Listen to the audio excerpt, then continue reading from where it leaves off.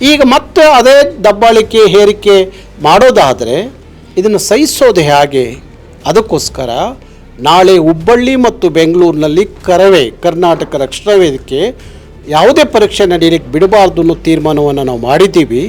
ನಾಳೆ ಭಾರಿ ದೊಡ್ಡ ಚಳುವಳಿಗೆ ಕರವೇ ಕಾರ್ಯಕರ್ತರು ಎರಡೂ ಭಾಗದಲ್ಲಿ ಭಾರಿ ಯಾವ ತೀವ್ರತೆ ಆದರೂ ಪಡ್ಕೋಬೋದು ಆ ಚಳುವಳಿ. ಆ ಮಟ್ಟಕ್ಕೆ ಆ ಚಳುವಳಿಯನ್ನು ನಾಳೆ ತಗೊಂಡೋಗ್ತಾರೆ. ಯಾವುದೇ ಕಾರಣಕ್ಕೂ ಆ ಪರೀಕ್ಷೆ ನಡೆಯೋದಕ್ಕೆ ಬಿಡಲ್ಲ.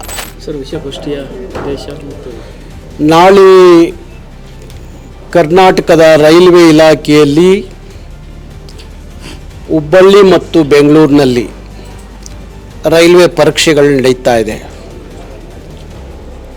ಆ ರೈಲ್ವೆ ಪರೀಕ್ಷೆಗಳಲ್ಲಿ ಈಗ ರೈಲ್ವೆ ಇಲಾಖೆಯಲ್ಲಿ ಕೆಲಸ ಮಾಡ್ತಿರುವಂಥ ಉದ್ಯೋಗಿಗಳಿಗೋಸ್ಕರ ನಡೆಯುವಂಥ ಪರೀಕ್ಷೆ ಅಂದರೆ ಗೂಡ್ಸ್ ರೈಲ್ವೆ ಮ್ಯಾನೇಜರು ಅದಕ್ಕೆ ಭರ್ತಿಯನ್ನು ನೀಡುವಂಥ ಒಂದು ಪರೀಕ್ಷೆ. ಆ ಪರೀಕ್ಷೆಯನ್ನು ಇತ್ತೀಚಿನ ದಿನಗಳಲ್ಲಿ ನಾವು ಒಂದು ಕೇಂದ್ರ ಸರ್ಕಾರದ ರೈಲ್ವೆ ಅಧಿಕಾರಿಗಳು ಭೇಟಿ ಮಾಡಿದಾಗ ಕನ್ನಡದಲ್ಲೂ ಪರೀಕ್ಷೆ ಬರೀಲಿಕ್ಕೆ ಅವಕಾಶ ಕೊಡ್ತೀವಿ ಅಂತ ಹೇಳಿದರು. ಅದಕ್ಕಾಗಿ ಅವತ್ತು ನಮ್ಮ ಪ್ರತಿಭಟನೆಯನ್ನು ವಾಪಸ್ ಪಡೆದಿದ್ದು. ಈಗ ಕನ್ನಡವನ್ನು ಕೈಬಿಟ್ಟು ನಾಳೆ ರೈಲ್ವೆ ಇಲಾಖೆ ಹಿಂದಿ ಮತ್ತು ಇಂಗ್ಲೀಷಲ್ಲಿ ಮಾತ್ರ ಪರೀಕ್ಷೆ ಬರೀಲಿಕ್ಕೆ ಹೊರಟಿದೆ. ಹಿಂದಿ ಇಂಗ್ಲೀಷ್ನಲ್ಲಿ ಪರೀಕ್ಷೆ ಬರೀಲಿಕ್ಕೆ ಅವಕಾಶ ಇದ್ದರೆ ಅದು ನಮ್ಮ ನೆಲದ ಮಕ್ಕಳಿಗೆ ಅನ್ಯಾಯ ಆಗುತ್ತೆ. ಅದಕ್ಕೋಸ್ಕರ ಕನ್ನಡದಲ್ಲೂ ಪರೀಕ್ಷೆ ಬರೀಲಿಕ್ಕೆ ಅವಕಾಶ ಕೊಡಬೇಕು ಅನ್ನೋದು ನಮ್ಮ ಹೋರಾಟ. ನಾಳೆ ಬೆಂಗಳೂರಿನಲ್ಲಿ 194 ಉದ್ಯೋಗ, ಹುಬ್ಬಳ್ಳಿಯಲ್ಲಿ 101 ಉದ್ಯೋಗಕ್ಕೆ ನಡೀತಿರುವಂಥ ಗೂಡ್ಸ್ ರೈಲ್ವೆ ಮ್ಯಾನೇಜರ್ ಉದ್ಯೋಗ. ಅದಕ್ಕಾಗಿ ನಾವು ಕೇಂದ್ರದ ಮೇಲೆ ಭಾರಿ ದಿನಗಳಿಂದ ಒತ್ತಡ ಹಾಕ್ಕೊಂಡೇ ಬಂದಿದ್ದೀವಿ. ಯಾವುದೇ ರಾಜ್ಯದಲ್ಲಿ ರೈಲ್ವೆ ಇಲಾಖೆಯಲ್ಲಿ ಪರೀಕ್ಷೆ ಮಾಡುವಾಗ ಆ ರಾಜ್ಯ ಭಾಷೆಯಲ್ಲೂ ಬರೀಲಿಕ್ಕೆ ಅವಕಾಶ ಸಿಗಬೇಕು. ಕರ್ನಾಟಕದಲ್ಲಿ ಕನ್ನಡ, ತಮಿಳುನಾಡಲ್ಲಿ ತಮಿಳು, ಆಂಧ್ರದಲ್ಲಿ ತೆಲುಗು, ಈ ಥರ ಆ ರಾಜ್ಯ ಭಾಷೆಗಳಿಗೆ ಮಹತ್ವ ಕೊಟ್ಟು ಆ ರಾಜ್ಯ ಭಾಷೆಯಲ್ಲೂ ರೈಲ್ವೆಯ ಪರೀಕ್ಷೆಗಳನ್ನು ಬರೀಲಿಕ್ಕೆ ಅವಕಾಶ ಕೊಡಬೇಕು ಅನ್ನೋದು ಕರ್ನಾಟಕ ರಕ್ಷಣಾ ವೇದಿಕೆಯ ಉದ್ದೇಶ. ಆದರೆ ಬರೀ ಹಿಂದಿ ಭಾಷಿಕರಿಗೆ ಅನುಕೂಲ ಆಗಲಿ ಎನ್ನುವ ಹಿಂದಿ ರಾಜ್ಯಗಳಿಂದ ಬಂದ ಅಧಿಕಾರಿಗಳ ಹುನ್ನಾರ ಎಷ್ಟರ ಮಟ್ಟಿಗೆ ನಡೆಯುತ್ತೆ ಪ್ರತಿ ಸಂದರ್ಭದಲ್ಲೂ ಅಂದ್ರೂ ಕೇವಲ ತರಾತುರಿಯಲ್ಲಿ ಪರೀಕ್ಷೆಗಳನ್ನು ಮಾಡೋದು, ಅಲ್ಲಿಂದ ಉತ್ತರ ಭಾರತೀಯರು ಬಂದು ಇಲ್ಲಿ ಪರೀಕ್ಷೆ ಬರೆಯೋದು, ಅವ್ರಿಗೆ ಹಿಂದಿ ಭಾಷೆ ಅನುಕೂಲ ಇರೋದರಿಂದ, ಹಿಂದಿ ಅವ್ರ ಭಾಷೆ ಆಗಿರೋದ್ರಿಂದ ಅವರಿಗೆ ಪ್ರಶ್ನೆಗಳ ಅರ್ಥ ಆಗುತ್ತೆ, ಉತ್ತರವನ್ನು ಬರೀತಾರೆ.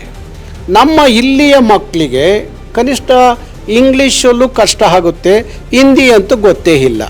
ಹಾಗಿರುವಾಗ ಈ ಘೋರ ಅನ್ಯಾಯವನ್ನು ಸರಿಪಡಿಸ್ಕೊಳ್ಳಿ ಅಂತ ನಾವು ಕೇಂದ್ರ ಸರ್ಕಾರಕ್ಕೆ, ರೈಲ್ವೆ ಇಲಾಖೆಗೆ ಅನೇಕ ಸಂದರ್ಭದಲ್ಲಿ ಹೇಳಿದ್ದೀವಿ.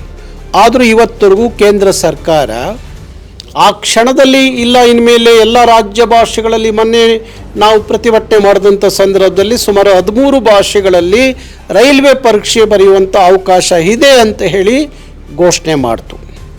ಅಲ್ಲಿ ಎಲ್ಲೋಯ್ತು ಕನ್ನಡ? ಎಲ್ಲೋಯ್ತು? ಅವತ್ತು ಕನ್ನಡ ಇತ್ತು, ಈಗ ಕನ್ನಡ ಇಲ್ಲ. ಈಗ ಕೇವಲ 2 ಭಾಷೆಯಲ್ಲಿ ಬರೀರಿ ಎಂದರೆ ಈ ತಾರತಮ್ಯ ಯಾಕೆ? ಭಾಷೆಯ ಆಧಾರದ ಮೇಲೆ ಭಾರತ, ಭಾಷಾ ರಾಜ್ಯಗಳ ಆಧಾರವೇ ಭಾರತದ ಒಕ್ಕೂಟ ಅಂದಮೇಲೆ ಹಿಂದಿಯನ್ನು ಯಾವ ಕಾರಣಕ್ಕೆ ಬಲವಂತವಾಗಿ ನಮ್ಮ ಮೇಲೆ ಹೇರಿಕೆ ಮಾಡ್ತೀರಿ? ರಾಷ್ಟ್ರಭಾಷೆ ಅಂತ ಕೆಲವು ದಿನದಿಂದ ಹೇಳ್ಕೊಂಡು ಬಂದ್ರಿ, ಆದರೆ ಹಿಂದಿ ರಾಷ್ಟ್ರಭಾಷೆ ಅಲ್ಲ ಅನ್ನೋದು ಅರಿವಾದ ಮೇಲೆ ಈಗ ಮತ್ತೆ ಅದೇ ದಬ್ಬಾಳಿಕೆ ಹೇರಿಕೆ ಮಾಡೋದಾದರೆ ಇದನ್ನು ಸಹಿಸೋದು ಹೇಗೆ? ಅದಕ್ಕೋಸ್ಕರ ನಾಳೆ ಹುಬ್ಬಳ್ಳಿ ಮತ್ತು ಬೆಂಗಳೂರಿನಲ್ಲಿ ಕರ್ನಾಟಕ ರಕ್ಷಣಾ ವೇದಿಕೆ ಯಾವುದೇ ಪರೀಕ್ಷೆ ನಡೆಯಲಿಕ್ಕೆ ಬಿಡಬಾರ್ದು ಅನ್ನೋ ತೀರ್ಮಾನವನ್ನು ನಾವು ಮಾಡಿದ್ದೀವಿ. ನಾಳೆ ಭಾರಿ ದೊಡ್ಡ ಚಳುವಳಿಗೆ ಕರವೇ ಕಾರ್ಯಕರ್ತರು ಎರಡೂ ಭಾಗದಲ್ಲಿ ಭಾರಿ ಯಾವ ತೀವ್ರತೆ ಆದರೂ ಪಡ್ಕೋಬೋದು ಆ ಚಳುವಳಿ. ಆ ಮಟ್ಟಕ್ಕೆ ಆ ಚಳುವಳಿಯನ್ನು ನಾಳೆ ತಗೊಂಡೋಗ್ತಾರೆ. ಯಾವುದೇ ಕಾರಣಕ್ಕೂ ಆ ಪರೀಕ್ಷೆ ನಡೆಯೋದಕ್ಕೆ ಬಿಡಲ್ಲ. ಸೋಮಣ್ಣವರು ಸ್ಟೇಟ್ ಸಚಿವರಿದ್ದಾರೆ, ಪ್ರಹ್ಲಾದ್ ಜೋಶಿ ಅವರಿದ್ದಾರೆ, ಕುಮಾರಸ್ವಾಮಿ ಅವರು ಇದ್ದಾರೆ. ಅವರೆಲ್ಲ ಇವತ್ತು ಅದು ಯಾಕೋ ಮಾತಾಡ್ತಾ ಇಲ್ಲ, ಅಸಹಾಯಕತೆಯನ್ನು ವ್ಯಕ್ತಪಡಿಸ್ತಾರೆ. ಈ ಹಿಂದಿ ಭಾಷೆ ಅಧಿಕಾರಿಗಳು ಮುಂದೆ ನಮ್ಮದೇನು ನಡೆಯಲ್ಲ ಅನ್ನೋ ಥರ ಅಸಹಾಯಕತೆ ವ್ಯಕ್ತಪಡಿಸೋದಾದರೆ ಯಾಕಿರಬೇಕು ಅಧಿಕಾರದಲ್ಲಿ? ರಾಜೀನಾಮೆ ಹೋಗಿದ್ಬಿಟ್ಟು ವಾಪಸ್ ಕರ್ನಾಟಕಕ್ಕೆ ಬರುವಂಥದ್ದು ಆಗಬೇಕು. ನಾನು ಕುಮಾರಸ್ವಾಮಿ ಅವರಿಗೆ, ಪ್ರಹ್ಲಾದ್ ಜೋಶಿ ಅವರಿಗೆ, ಸೋಮಣ್ಣವ್ರಿಗೆ ಹೇಳ್ತೀವಿ, ನೀವು ಕನಿಷ್ಠ ನಿಮ್ಮ ಕೈಲಿ ಇದನ್ನು ಸರಿಪಡಿಸೋಕ್ಕಾಗಲ್ಲ ಅಂದರೆ 1 ನಿಮಿಷ ಇರಬೇಡಿ ಅಧಿಕಾರದಲ್ಲಿ, ರಾಜೀನಾಮೆ ಕೊಟ್ಟು ಹೊರಗಡೆ ಬನ್ನಿ. ಈ ನಾಡಿನ ಮಕ್ಕಳು ನಿಮಗೆ ಅಧಿಕಾರ ಕೊಟ್ಟು ಕಳಿಸಿರೋದು ಯಾತಕ್ಕೋಸ್ಕರ? ನಮ್ಮ ರಾಜ್ಯಕ್ಕಾಗುವ ಅನ್ಯಾಯವನ್ನು ತಡಿಬೇಕು ಅನ್ನೋ ಕಾರಣಕ್ಕೋಸ್ಕರ. ತಡಿಲಿಕ್ಕೆ ಶಕ್ತಿ ಇಲ್ಲ, ಅಸಹಾಯಕರಾದ ಮೇಲೆ ನೀವು ಇರೋದು ಎಷ್ಟು ಮಟ್ಟಿಗೆ ಸರಿ ಅನ್ನೋದು ನಮ್ಮ ಪ್ರಶ್ನೆ ಆಗಿದೆ. ಹಾಗಾಗಿ ಎಲ್ಲ ಸಚಿವರು ರಾಜೀನಾಮೆ ಕೊಟ್ಟು ವಾಪಸ್ ಕರ್ನಾಟಕ ಬಂದರೆ ಭಾರಿ ಒಳ್ಳೆಯದು ಅನ್ನೋದು ಕೋರಿಕೆ ನಂದು. ಹಾಗೆ ನಮ್ಮ ಸಂಸದರು, ಇಷ್ಟೊಂದು ಜನ ನಮ್ಮ ಸಂಸದರಿದ್ದೀರಲ್ಲ, ನೀವು ಎಲ್ಲೂ ಮಾತಾಡೋದಿಲ್ಲ, ಇಂಥ ಸಂದರ್ಭ ಬಂದಾಗ ಮೌನಿಗಳಾಗ್ಬಿಡ್ತೀರಿ. ಹಾಗಾದ್ರೆ ನಿಮ್ಮ ಆಯ್ಕೆ ಯಾತಕ್ಕೋಸ್ಕರ ಜನ ನಿಮ್ಮನ್ನು ಆಯ್ಕೆ ಮಾಡಿ ಕೇಂದ್ರಕ್ಕೆ ಕಳಿಸಿದ್ದಾರೆ. ಹಾಗಾಗಿ ನೀವು ಕನಿಷ್ಠ ಈಗಲಾದ್ರೂ ಈ ಪಕ್ಷ ಮರೆತು BJP, ಕಾಂಗ್ರೆಸ್ಸು, JDS ಅನ್ನೋದನ್ನು ಬಿಟ್ಟು ಕರ್ನಾಟಕದ ಹಿತಶಕ್ತಿಗಾಗಿ, ಕರ್ನಾಟಕದ ಮಕ್ಕಳ ಭವಿಷ್ಯದ ಬದುಕಿನ ಕಾರಣಕ್ಕಾದರೂ ಒಗ್ಗೂಡಿ ಇಂಥ ಸಂದರ್ಭದೊಳೆ ಜೊತೆಯಲ್ಲಿ ನಿಂತು ಕರ್ನಾಟಕದ ಪರವಾಗಿ ಧ್ವನಿ ಎತ್ತುವಂಥದ್ದು ಆಗಬೇಕು. ಅದು ಆಗದೆ ಹೋದ ಮೇಲೆ ನೀವು ಅಷ್ಟೇ ಸಂಸದರು ಯಾಕಿದ್ದೀರಪ್ಪ?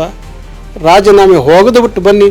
ಅದೇ ಯಾವುದಾದ್ರೂ ತಮಿಳ್ನಾಡಲ್ಲೋ ಬೇರೆ ಕಡೆ ಆಗಿದ್ದರೆ ಅವರು ಒಂದು ಕ್ಷಣ ಇರ್ತಿರಲಿಲ್ಲ. ನಿಮಗೆ ಸ್ವಾಭಿಮಾನ ಇದ್ದರೆ ಆ ಕ್ಷಣ ನಾಳೆ ಅಂತ ಅಂದ್ಕೊಳ್ಳಿ. ಅನ್ಯಾಯ ಆದರೆ ಕರ್ನಾಟಕದ ಮಕ್ಕಳಿಗೆ ನಾವು ಇರೋದಿಲ್ಲ ಅಧಿಕಾರದಲ್ಲಿ ಅಂಥೇಳಿ ರಾಜೀನಾಮೆ ಕೊಟ್ಟು ಬನ್ನಿ ಅಂತೇಳಿ ಒತ್ತಾಯಿಸ್ತೇವೆ.